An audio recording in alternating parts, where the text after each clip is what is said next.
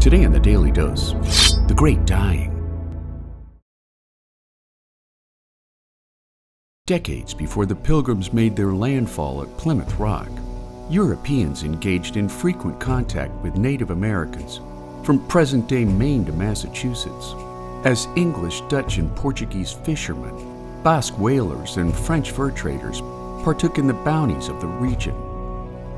By the time French explorer Samuel de Champlain explored Plymouth Harbor on a 1605 mapping expedition,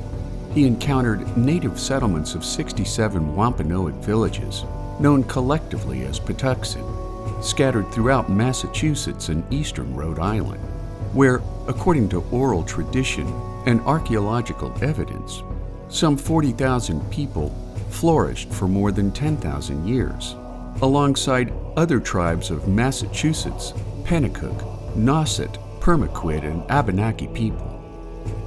Embedded in the early lore of English settlers of Plymouth, the Great Dying began in 1616, when local Nauset warriors captured a shipwrecked crew of Frenchmen along the coast of Cape Cod,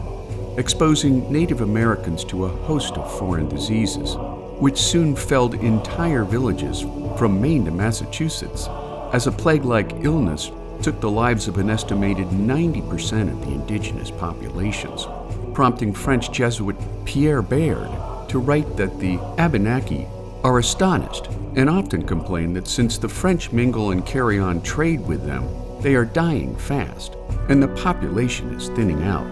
while English explorer Richard Vines noted that local natives were sore afflicted with the plague, for that the country was in a manner left void of inhabitants.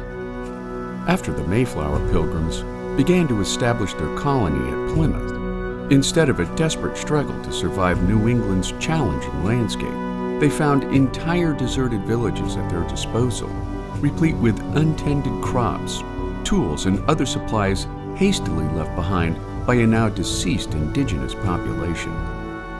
The Puritans soon embraced the notion that God's divine providence had cleared their new home by a miraculous pestilence, so that a new Christian society could take root in their chosen land,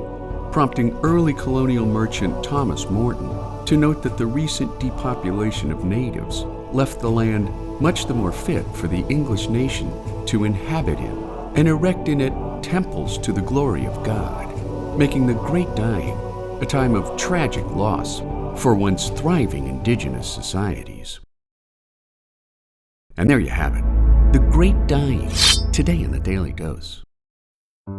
If you like learning something new every day, subscribe to the Daily Dose on YouTube, or sign up for emails at dailydosenow.com.